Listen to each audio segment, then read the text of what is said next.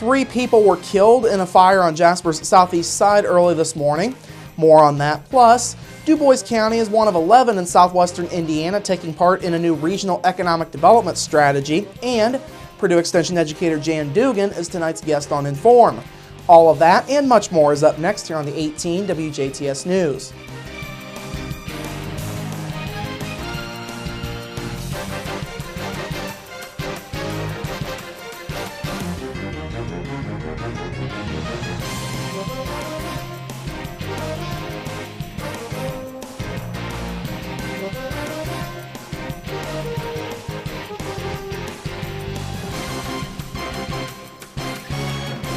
Hello, I'm Bradford Raths. We lead off with tragedy in Jasper. 3 people killed in an early morning fire on the city's southeast side.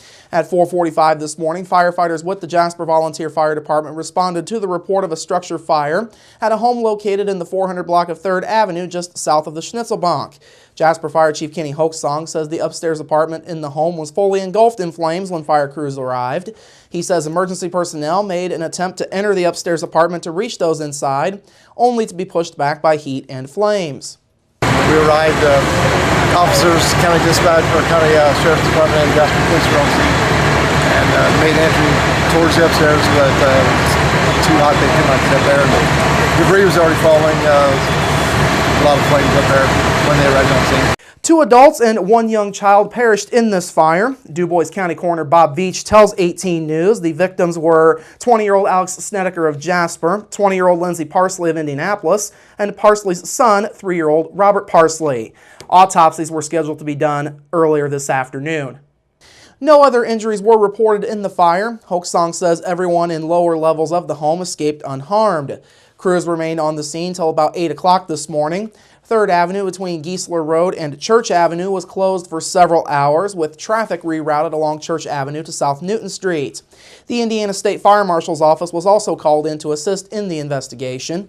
The Jasper Fire Department responded with 5 trucks and 35 men. Du Bois County Sheriff's deputies, Jasper Police, and Memorial Hospital EMS also assisted.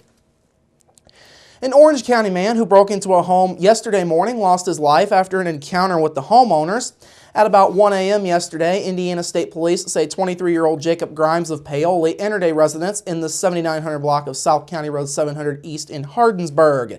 Police say the homeowners, 59-year-old Barry Frost and his brother, 61-year-old Tara Frost, heard Grimes come in. They then moved their mother, 86-year-old Yvonne Frost, into a nearby bedroom to protect her. Barry and Tara Frost then went downstairs to find the intruder. They did not find Grimes initially and then went about looking for tools to fix the door. After opening the basement door, Barry found Grimes and punched him, touching off a physical altercation. State police say Tara was in an adjacent room and heard the fight going on. He then entered the room and saw Grimes fighting with Barry. After seeing a knife in Grimes' hand, Tara pulled out a handgun and shot Grimes. Grimes was pronounced dead at the scene. The autopsy was completed yesterday morning in Bedford, according to authorities. The Orange County Sheriff's Department also assisted. Another day and another local bank involved in a telephone scam. Officials with Freedom Bank say that bank customers have been receiving automated calls claiming to represent them. The message tells customers that their debit card has been locked and are then told to dial 1 to speak to a representative to unlock the card. They say it appears customers are being contacted only on their cell phones, and the number sending the message is a number based out of Bakersfield, California. Bank officials say Freedom does not call its customers with an automated service. They say if a call is received, customers are advised simply to hang up. Freedom Bank is the latest local bank to be impacted by a telephone scam, as mentioned. German-American Bank customers have also dealt with scams over the last several months, including one this week. An Orange County man was taken into custody after a reported theft at a Jasper business. At 6 o'clock last night, Jasper police officers received a report about a theft that had taken place at True Value. Officers found a man matching the description of the suspect near the intersection of 47th and Newton Streets.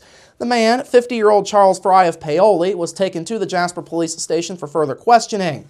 During questioning, Fry admitted to stealing 6 extension cords and 3 packs of AAA batteries. The total value of the items, $54. Fry was lodged in the Du Bois County Security Center on theft charges. Stakeholders across southwestern Indiana have now completed their work on a new regional economic development strategy. The new strategy was officially presented to regional leaders at an event held in French Lick yesterday. The strategy affects 11 counties in all. That includes Crawford, Davies, DuBois, Martin, and Orange counties locally. Officials say this new plan is aimed at fostering new growth and capitalizing on existing assets across the area, specifically including Indiana University and Naval Support Activity Crane. The plan lays out 6 interconnected strategies that focus on regionalism, workforce development and education, economic development, infrastructure, entrepreneurship, and R&D technology transfer. Work on this strategy was made possible through a $650,000 planning grant from the Lilly Endowment, a grant that was awarded in July of last year. Now, since that grant was awarded, officials have held hundreds of meetings, interviews, and focus groups as directed by the initiative's steering committee. The committee is made up of 8 invested stakeholders and leaders from the region. The steering committee also partnered with Project Coordinator Energy Systems Network and research consultants at Battelle Technology Partnership Practice. Committee members also visited 3 benchmark regions to meet with business and government leaders there. These regions were Huntsville, Alabama, Knoxville, Tennessee, and Charleston, South Carolina. Listening sessions were held across all 11 counties through the work of various community foundations and Radius Indiana. A full copy of the plan is available by going online to radiusindiana.com or to energysystemsnetwork.com. Finally this evening, the Indiana Department of Homeland Security is now warning Hoosiers about an FBI alert related to fraudulent online sales as the holiday shopping season gets underway later this week. The department says the FBI's Cyber Division is alerting folks to fraudulent postings for sales of automobiles, boats, recreational vehicles, and outdoor equipment this holiday season. The FBI's Internet Crime Complaint Center has gotten nearly 7,000 complaints about criminals targeting consumers through false advertisements for big-ticket items, but going back to June of 2009. The losses from these scams adds up to more than $20 million. In this particular scam, criminals post a false advertisement offering the item for sale. The advertisement usually has a fraudulent photo. In the advertisement, the criminals are including contact telephone numbers. Consumers leave a message and the perpetrator then responds by text message. The text message normally requests that the consumer provide an email address. After you provide the email address, the consumer then gets additional details to include multiple images of the item that is being sold.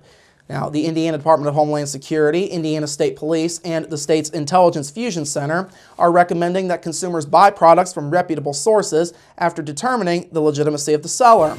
Anyone who suspects being the victim of an internet-related crime can file a complaint with the FBI's Internet Crime Complaint Center by going online to ic3.gov. All right, coming up after the break, your local forecast, sports with Kurt Guxell, and Inform with Jan Dugan. That's all up next here on the 18 WJTS News. Local people watching local people.